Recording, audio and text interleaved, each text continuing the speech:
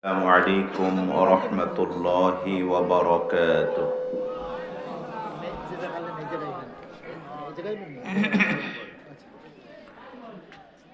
إن الحمد لله نحمده ونستعينه ونستغفره ونؤمن به ونتوكل عليه ونعوذ بالله من شرور أنفسنا ومن سيئات أعمالنا. من يهده الله فلا مضل له ومن يضلله فلا هادي له. ونشهد أن لا إله إلا الله وحده لا شريك له. ونشهد أن سيدنا وحبيبنا ومولانا محمدا عبده ورسوله الذي أرسله بالحق بشيرا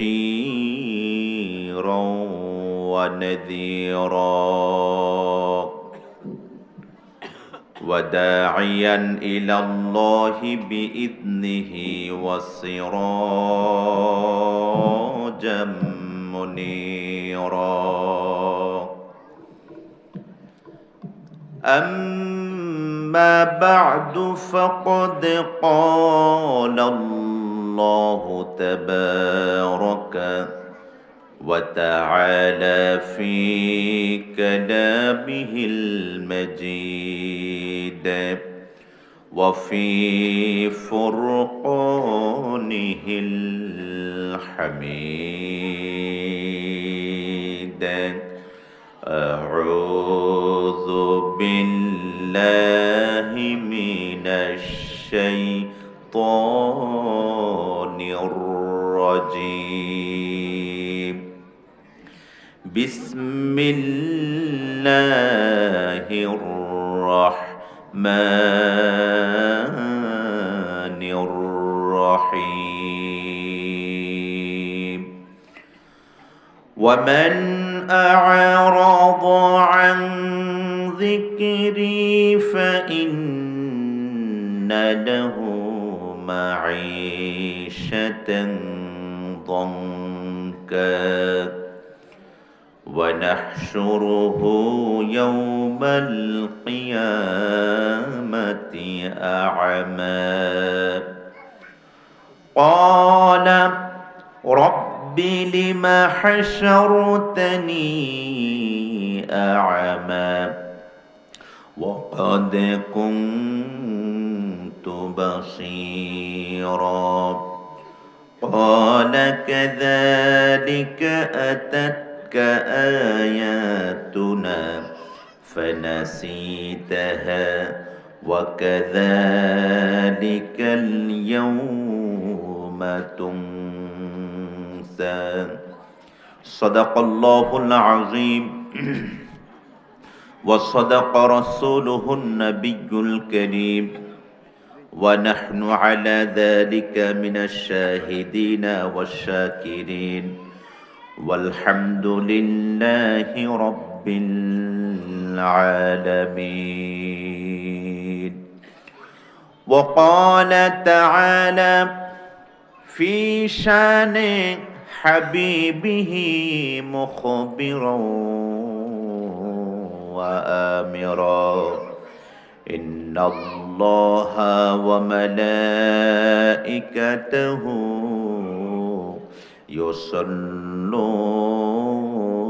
على النبي يا أيها الذين آمنوا صلوا عليه وسلموا تسليما.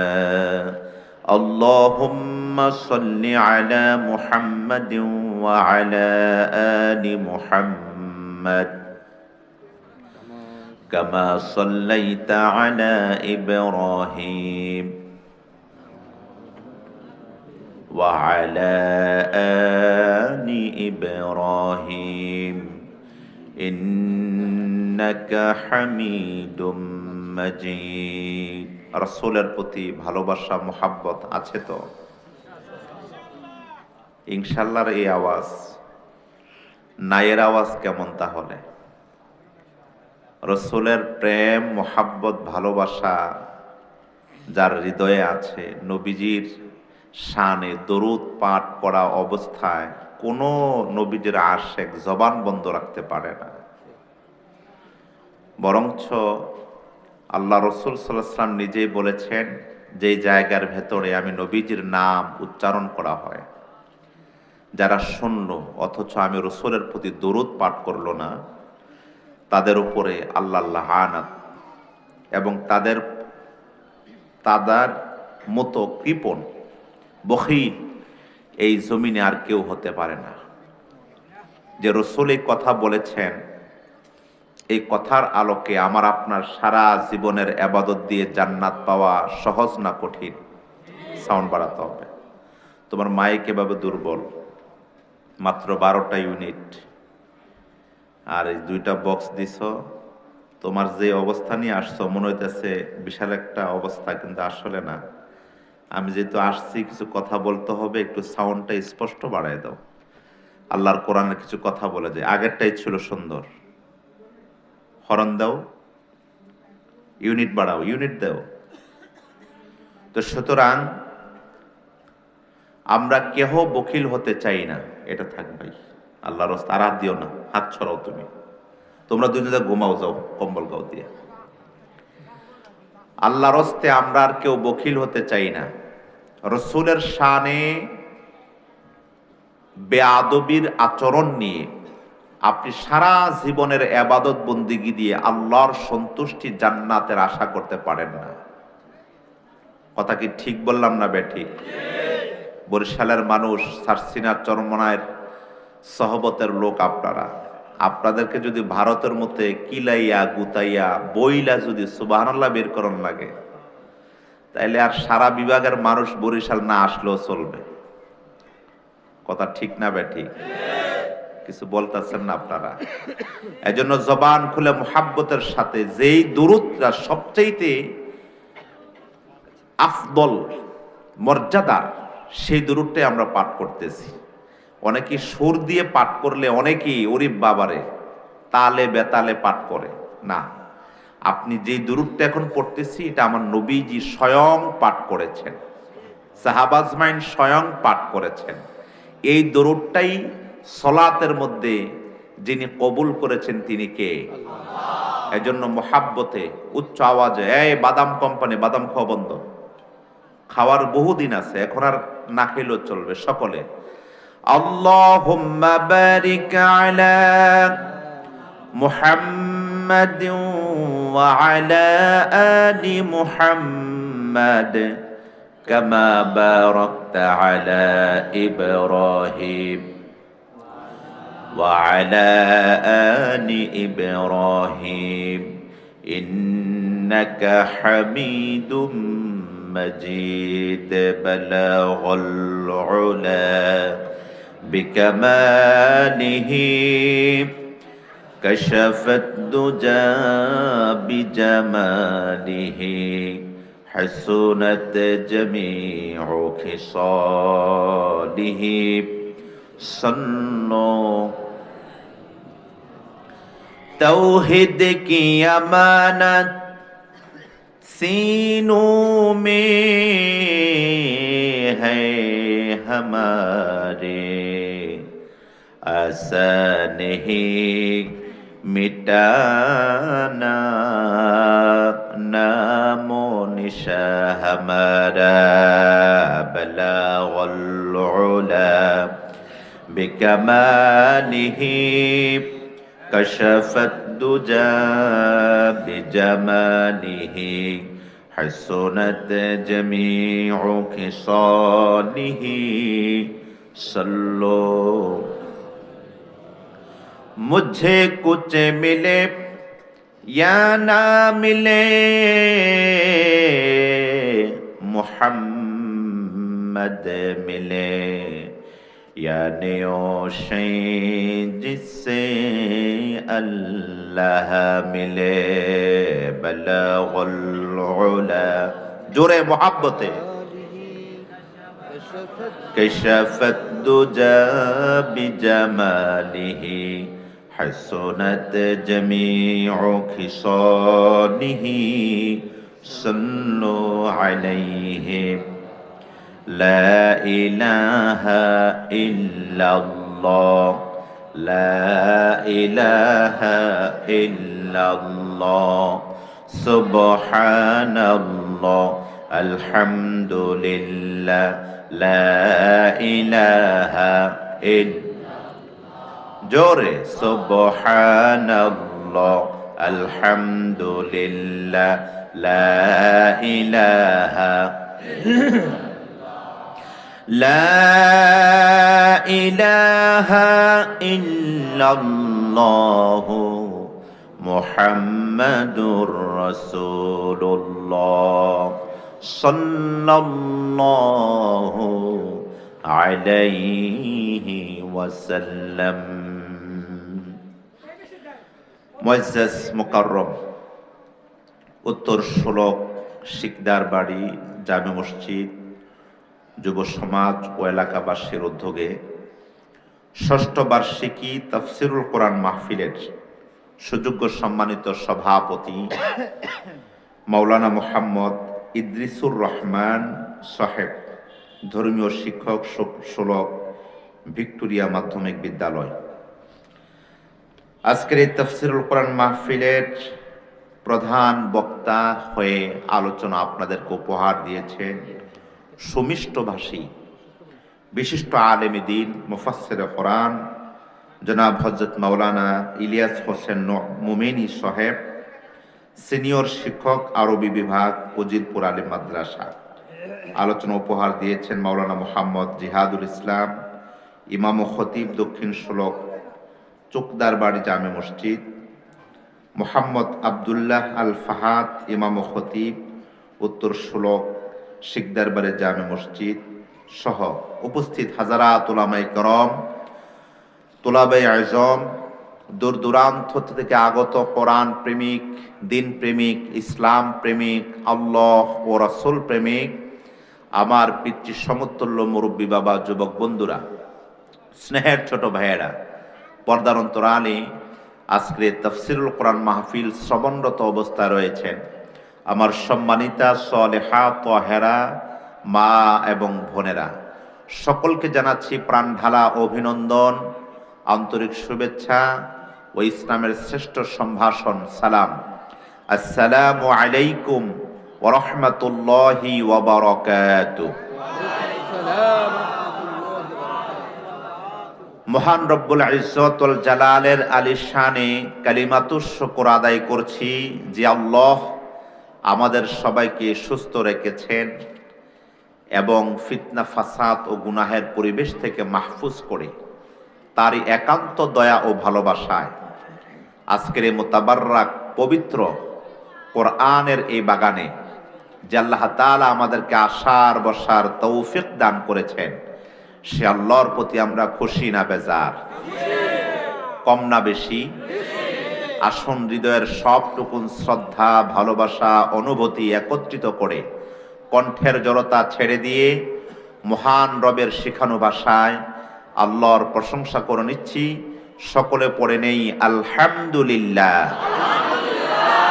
রব্বানা লাকাল হামদ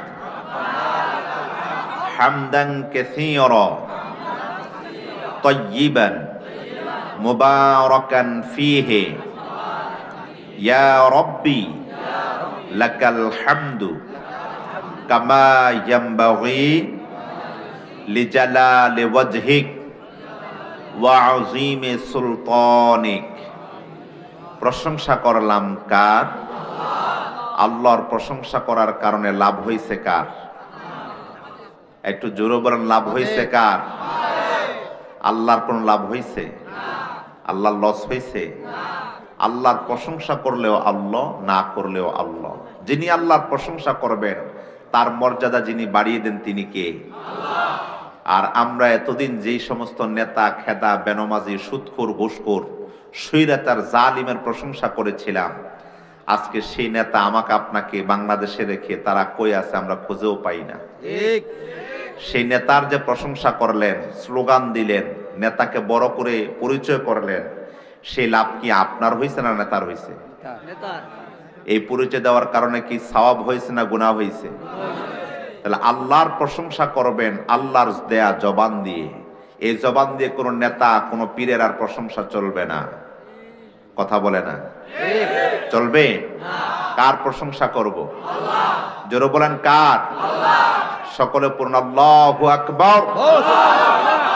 দরুদ ও সালাম পেশ করছি মানবতার মুক্তির দূত, মানবতার মুক্তির দিশারি, মানবতার মুক্তির কান্ডার, দুজাহানের সর্দার, মক্কার মতি মাদিনার জ্যোতি, সমস্ত নবী পয়গম্বর ও রাসূলগণের সেরে তাজ, নবিকুল সম্রাট, নবীদের নবী, শ্রেষ্ঠ নবী, নবী মুহাম্মদুর রাসূলুল্লাহ সাল্লাল্লাহু আলাইহি ওয়া আলিহি ওয়া সাল্লামের প্রতি সকলে পড়ুন সাল্লাল্লাহু, উচ্চ আওয়াজ মুহাব্বতে সাল্লাল্লাহু আলাইহি ওয়াসাল্লাম। আমার আপনার নেতা আইডল একজন, মুহাম্মাদুর রাসূলুল্লাহ সাল্লাল্লাহু। এত আস্তে বললে হবে? যে সমস্ত নেতাদের জন্য গলা ফাটাইছেন, আরেকজনের কাছে কালার হইছেন, এই জন্যই কোন মাখলুকের এতাত করা আমার আপনার জন্য জায়েজ নেই। মাখলুকের মধ্যে সর্বশ্রেষ্ঠ মাখলুক মুহাম্মদ সাল্লাল্লাহু, শুধুমাত্র কেবলমাত্র আমার নবীজির শানে এই কণ্ঠের আওয়াজ আসতে হবে না জোরে হবে? হৃদয়ের ভালোবাসা কম হবে না বেশি হবে? এই জীবন, এই রক্ত, শরীরের ঘাম আমার রসুলের শানে, রসুলের কদমে, রসুলের জন্য উৎসর্গ করা আল্লাহ ফরজ করে দিয়েছেন। এই জন্য আল্লাহর পরে যাকে সবচাইতে বেশি প্রাধান্য দিতে হবে তিনি হলেন মুহাম্মদ সাল্লাল্লাহু।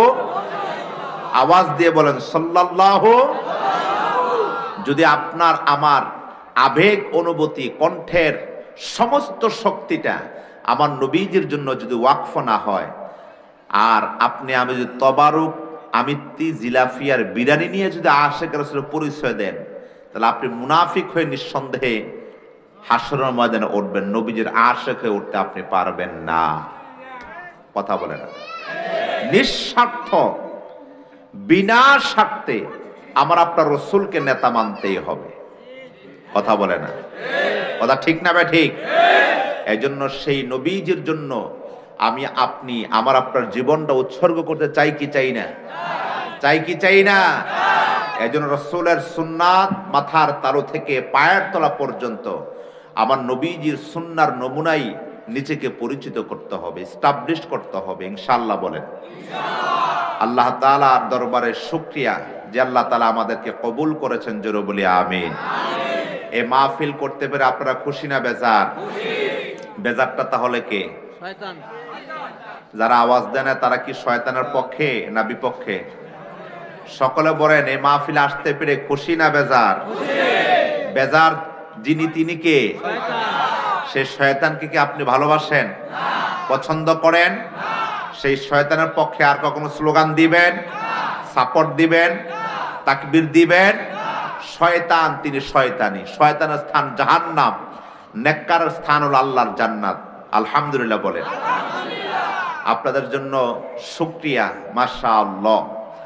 আপনারা আজকের মাহফিলের মাধ্যমে আপনাদের এই 16 এলাকার মাহফিলটি সমাপ্তি হয়ে যাবে একটি বছরের জন্য।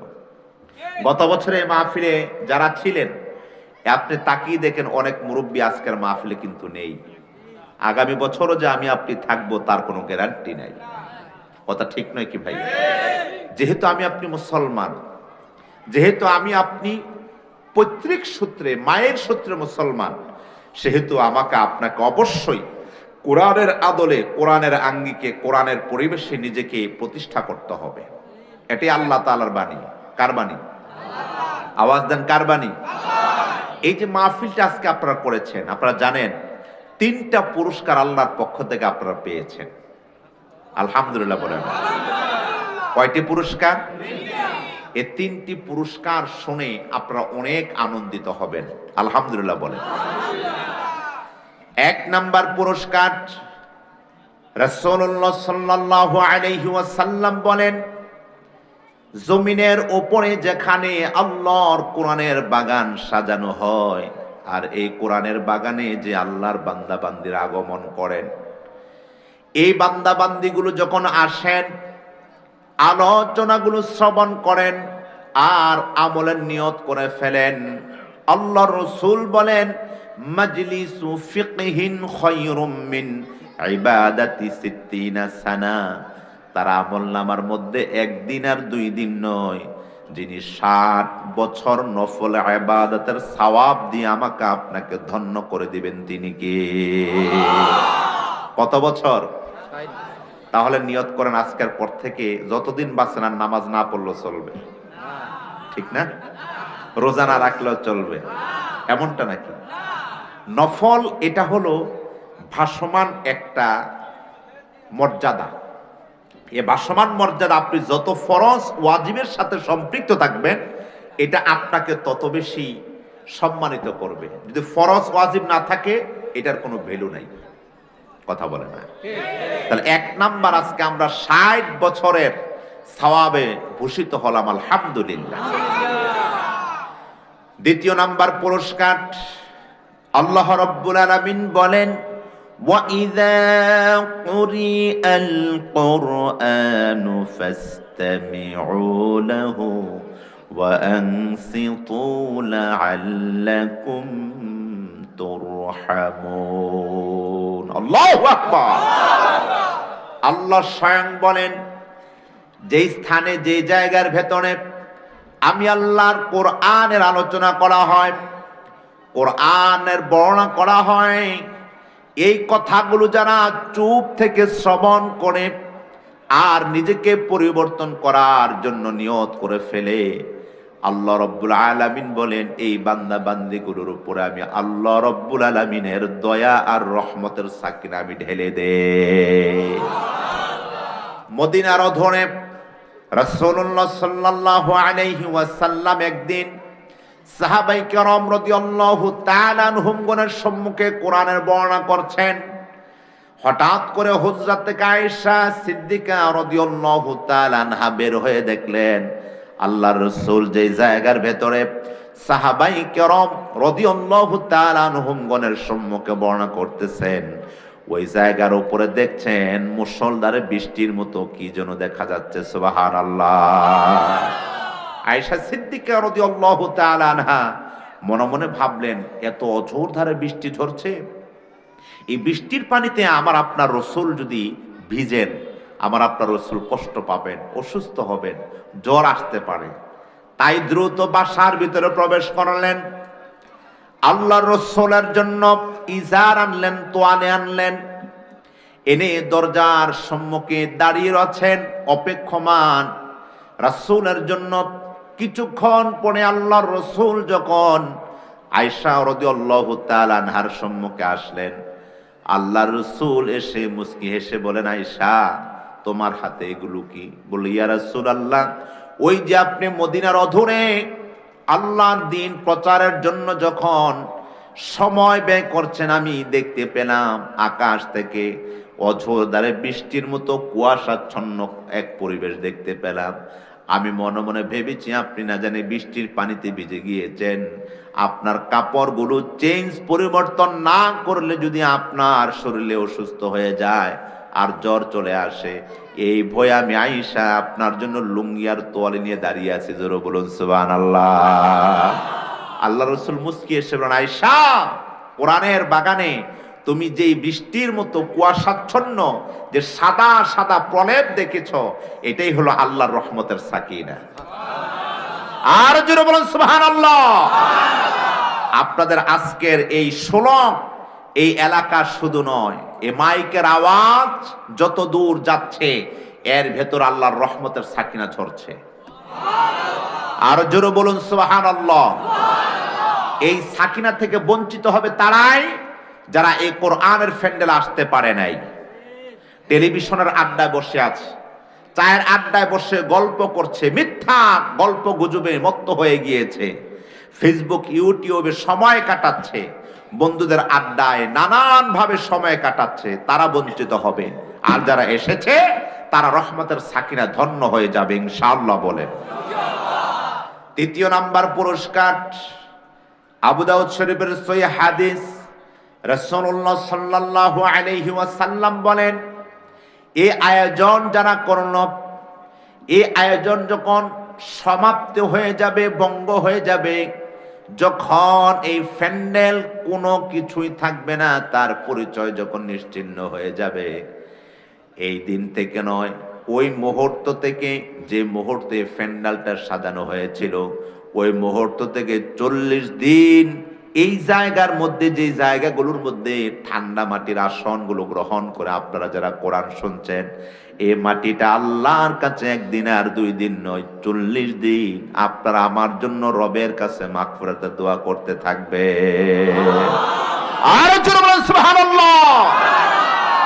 এই চমৎকার তাফসীর মাহফিল 17টি বছর যে জালিম, যে ফ্যাসিস্ট, যে স্বৈরাচার করতে দেয় নাই, আল্লাহর রহমত থেকে জাতি এই মানুষগুলোকে বঞ্চিত করেছে, সেই জন্য আজকে তারা বাংলাদেশ থেকে বঞ্চিত হয়ে গিয়েছে। কথা ঠিক না বেঠিক বলে? কোরআনের বাগান যত সাজাবা তত এই জাতি ধন্য হবে, মর্যাদার আসনে যাবে। কথা ঠিক না বেঠিক বলে? কোরআনের সাথে যারা বেয়াদবি করবে, ঠাট্টা করবে, বিদ্রোহ করবে, কোরআন ভঙ্গ করতে আসবে, তাই চিরতরে ভঙ্গ হয়ে যাবে। এজন্য আমরা কোরআনের পক্ষে থাকতে চাই কি চাই না? সবাই থাকতে চাই কি চাই না? আজকের এই 3টি পয়েন্ট আমি আপনাদের সম্মুখে যে বললাম, এখন বলেন তো দেখি, যদি আমাদের এই পরিবেশে সবচেয়ে বেশি তাফসীর মাহফিল, ওয়াজ মাহফিল হতো, করোনার মতো এই মহামারী কিন্তু আমরা পেতাম না। কথা বলেন কেন পাইছি? সব মূর্খ, গাঁজাখোর, ব্যভিচার, মমতাজের মতো অসভ্যদেরকে দিয়ে কনসার্ট করে, জাতীয় কনসার্ট, 17 বছরে বাবের নামে, দাদার নামে, নিজের নামে একটা ওয়াজ মাহফিলটা ইসলামিক কনসার্ট করে জাতিকে দেখাতে পারো না। মুখ দিয়া বলেছে মদিনার সনদে বাংলাদেশ চলবে, এই কথা বলে আমাকে আপনাকে ঘুম পাড়াইয়া, আমাকে আপনাকে জন্মের মতো শাস্তাইয়া বাংলাদেশকে 16 লক্ষ কোটি টাকা ঋণের তলে ফালিয়ে দিয়েছে। হ্যাঁ, এখন বৃদ্ধি পেয়েছে 27 লক্ষ কোটি। কই আছেন? কথা কয় না। কই আছেন? বাংলাদেশ মুসলমানদের দেশ, সুতরাং যদি মুসলমানিত্ব টিকিয়ে রাখতে চান, আল্লাহর এই কোরআনের বিধান মানা ছাড়া অন্য কোনো পন্থা এবং পদ্ধতি নাই। কথা ঠিক না? আবার মুসলমান ভাইয়েরা, আল্লাহ রাব্বুল আলামিন কোরআনের মেসেজটা কত চমৎকার ভাবে দিলেন। এই কোরআনকে কিন্তু আমরা তেমন কোনো মর্যাদা দেই না, সম্মান দেই না, গবেষণার পাত্র মনে করি না। অথচ কেউ মৃত্যুবরণ করলে, কোনো প্রয়োজন হলে তখন একটু দাওয়াতের আয়োজন করি। কোরআন কিন্তু দাওয়াতের আয়োজন করার জন্য, তাবিজ ব্যবসা করার জন্য, পিরালি করার জন্য এই কোরআন আল্লাহ নাজিল করেন নাই। এই কোরআন দিয়ে একটা ব্যক্তি জীবন, পারিবারিক জীবন, সামাজিক জীবন, রাষ্ট্রীয় জীবন, একটা ব্যক্তির জন্ম থেকে মৃত্যু পর্যন্ত যা প্রয়োজন আল্লাহ রাব্বুল আলামিন এই কোরআন আল কারীমের ভিতরে সবকিছু স্পষ্ট করে দিয়েছেন। কথা ঠিক নয় কি বলো? কোরআনের শুরুতে আল্লাহ বললেন আলিফ লাম মিম যালিকাল কিতাবু লা রাইবা ফীহি হুদাল লিল মুত্তাকিন। প্রথম মেসেজ আল্লাহর, তুমি কি জান্নাতে যেতে চাও? আমরা কি যেতে চাই? আমি আপনি কি আল্লাহর প্রিয় হতে চাই? আওয়াজ দিতে হবে।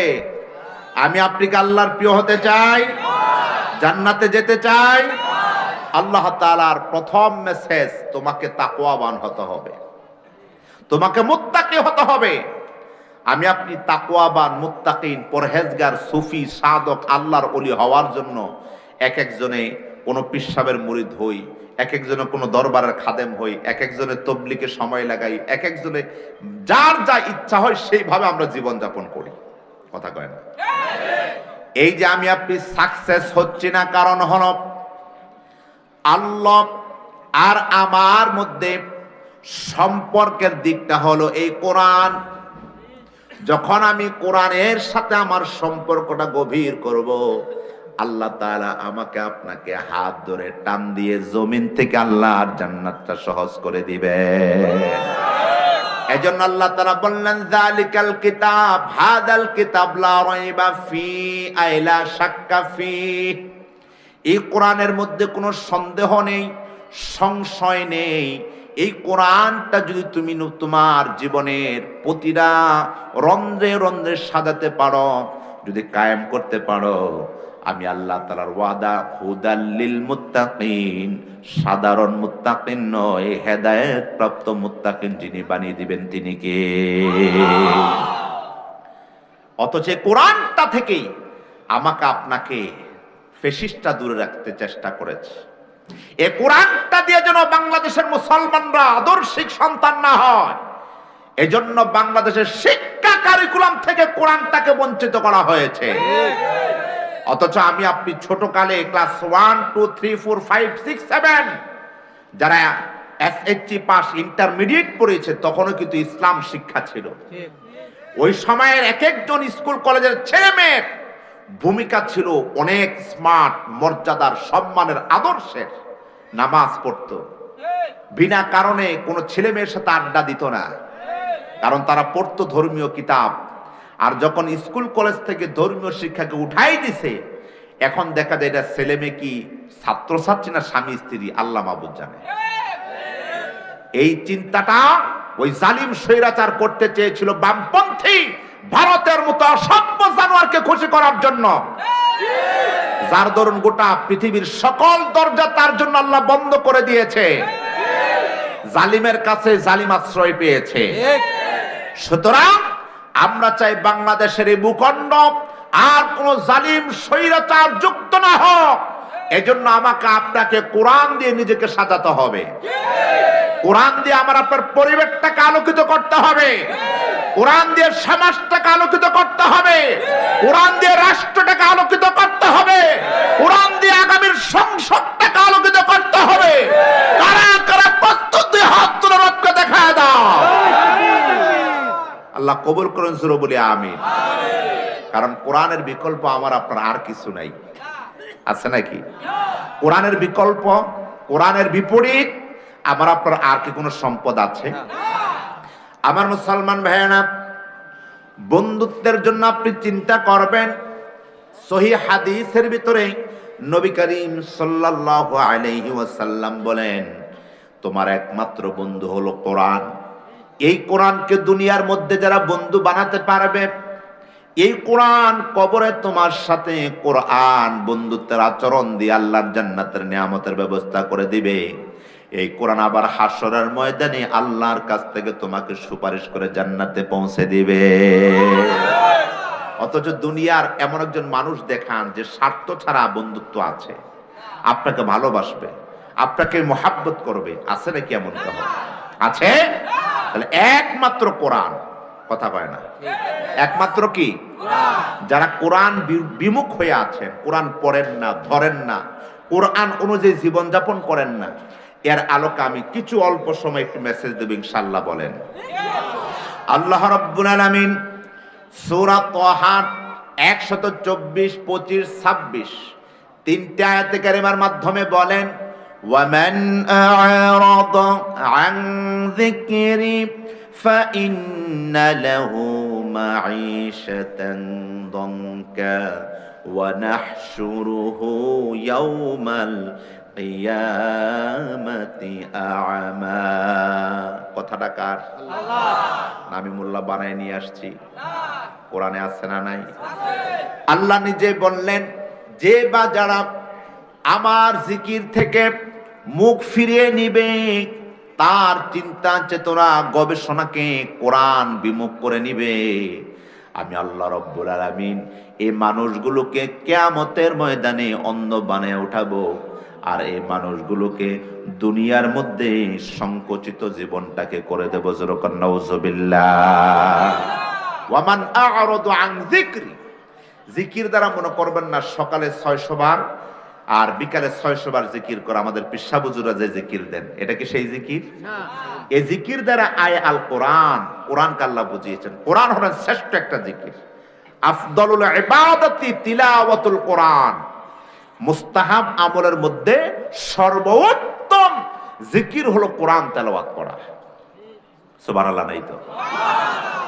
আপনি অবাক হবেন, আল্লাহ রাসূল সাল্লাল্লাহু আলাইহি ওয়াসাল্লাম বলেছেন, যারা অধিক সময় কোরআন তেলাওয়াত করে, এই কোরআন তেলাওয়াত করতে গিয়ে তারা নিজের অনেক ইচ্ছা আকাঙ্ক্ষা আল্লাহর কাছে মুনাজাত ধরে চাইতে সময় পায় না। আল্লাহর নবী বলেন, ফেরেশতাদেরকে আল্লাহ তাআলা ডেকে ডেকে বলেন, ফেরেশতারা, আমার বান্দার তো রিজিকের অভাব, তার পারিবারিক সমস্যা, সন্তান নিয়ে সমস্যা, অথচ এই আমার বান্দা বান্দি এত বেশি কোরআন প্রেমিক, কোরআনের মহাব্বতে জীবন যাপন করে।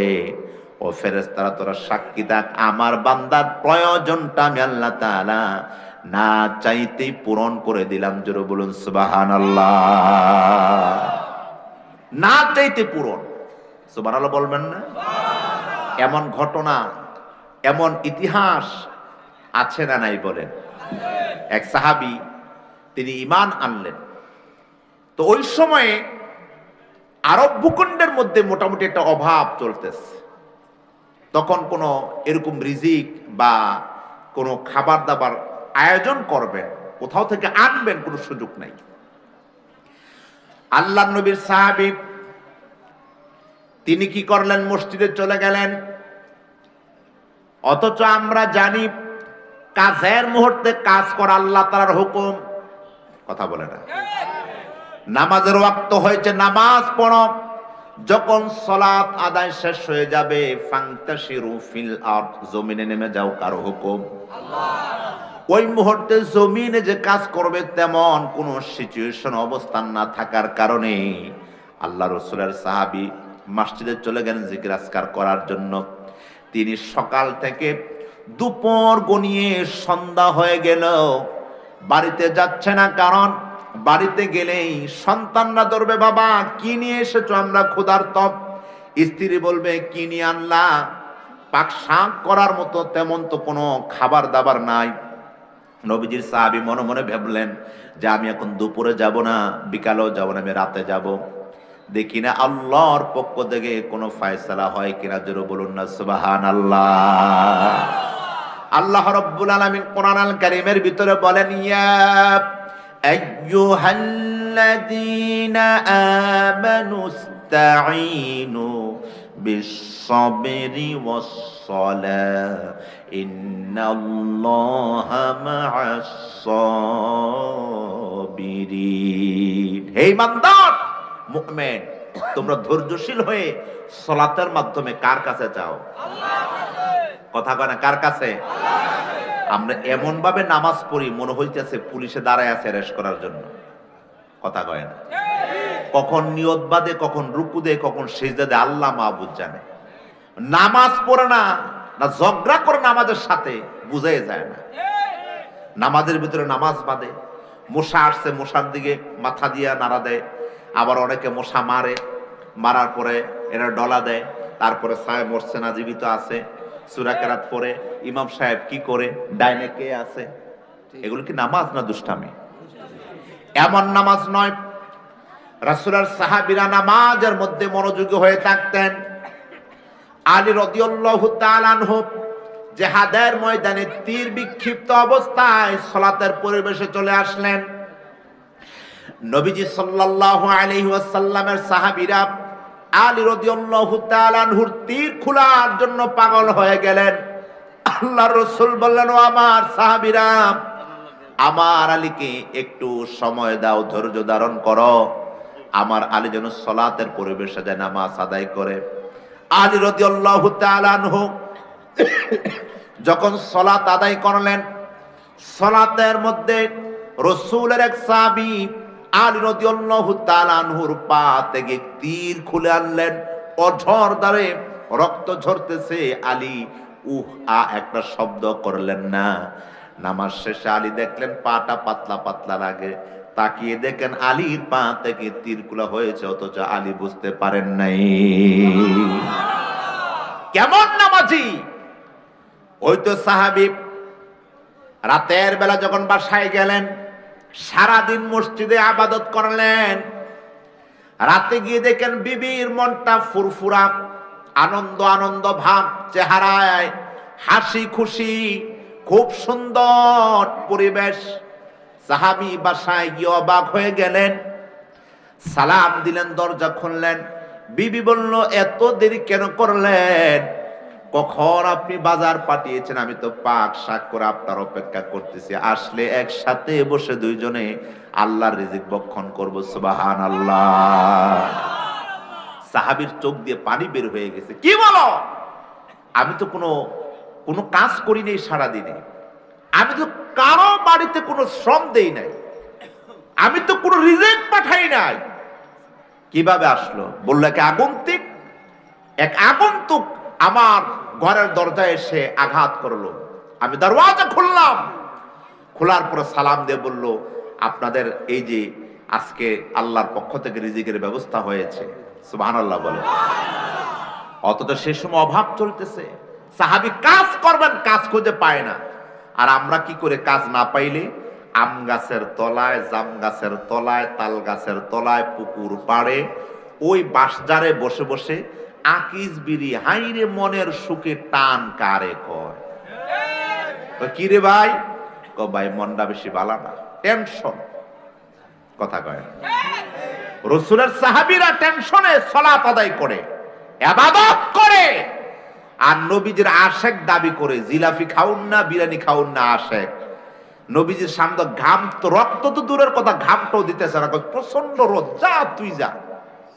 আর যখন জিলাফি আর বিরিয়ানি হয়, একটু টান ফুললে, হ্যাঁ আমার ডাক বাগে ফললো না, কারণ কি? হইতো নেই দোয়া। কথা কয় না? এমন খাওন না আশেক আছে না নাই? এই জন্য আমাদের বাংলাদেশের মুসলমানদের কপাল পোড়া।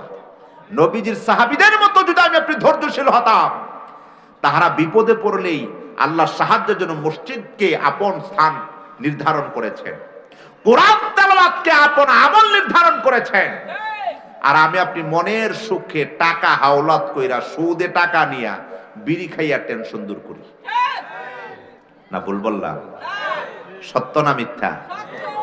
আমার মুসলমান ভাইয়ারা, যদি নিজেকে প্রকৃত মুমিন ইমানদার বলে পরিচয় দিতে চান, আল্লাহর কথা দুনিয়ার লক্ষ কোটি মেধাবী, বিচক্ষণ, বুদ্ধিজীবী যারা আছেন, তাদের কথার চাইতে আল্লাহর কথার দাম কম না বেশি?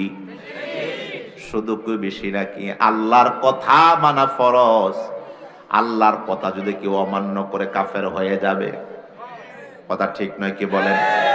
সে আল্লাহ তাআলা বলতেছেন, ওয়ামান আ'রাদা আন যিকরি, আমার জিকির থেকে যারা দুনিয়ার মধ্যে মুখ ফিরিয়ে নেয়, আমার কোরআনের কথা শুনতে চায় না, আমার কোরআনের কথা ভালো লাগে না, আমার কোরআনের কথাকে যারা বাধা দেয়, আমার কোরআন যারা প্রচার করতে চায় না, এমন ব্যক্তি যারা হবে, আল্লাহ তাআলা বলেন মাঈশাতান দঙ্কা, দুনিয়ার জীবনটা তাদের জন্য সংকুচিত করে দিবেন। যিনি তিনি কে? উদাহরণ বুঝছেন? কথা কয় না? বুঝছেন? আমাকে আপনাকে যখন প্রথম আসলো 21 সাল, দ্বিতীয় টাম্পে আইসা কয় 41 সাল। কথা কয় না? কি স্বপ্ন!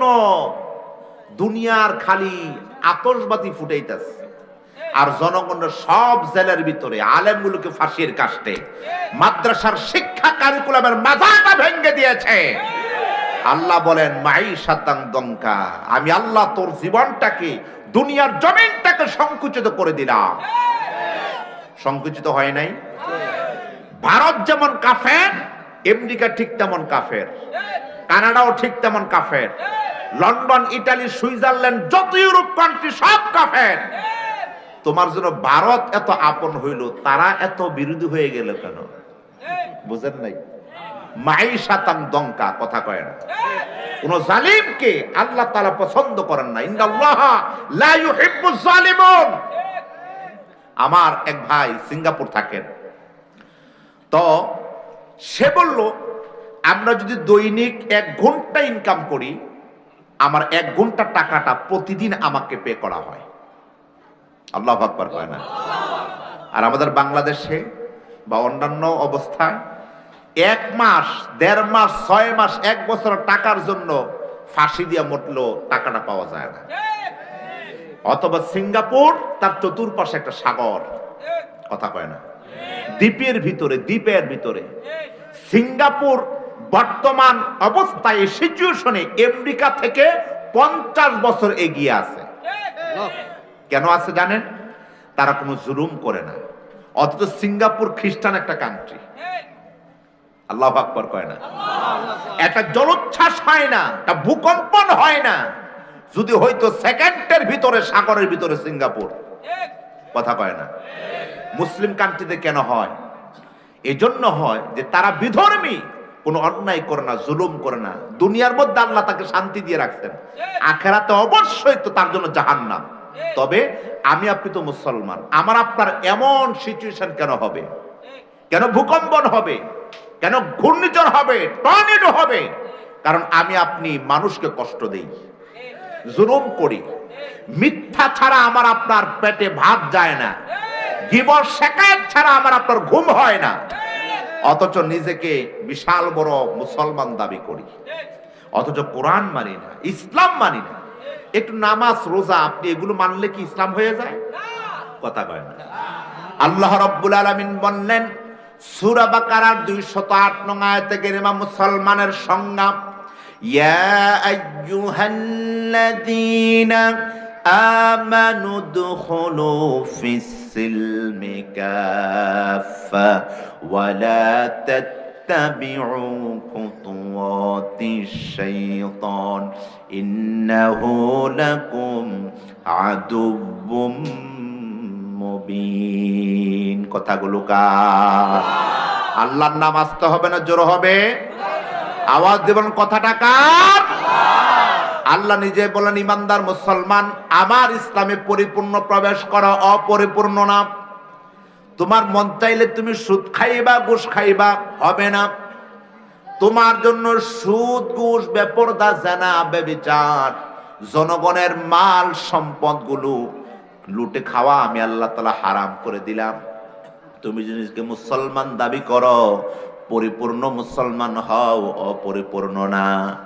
তুমি বিপদে পড়লে টুপি মাথায় দিবা, হবে না। তুমি বিপদে পড়লে দাড়ি কেটে ফেলবা, হবে না। বিপদ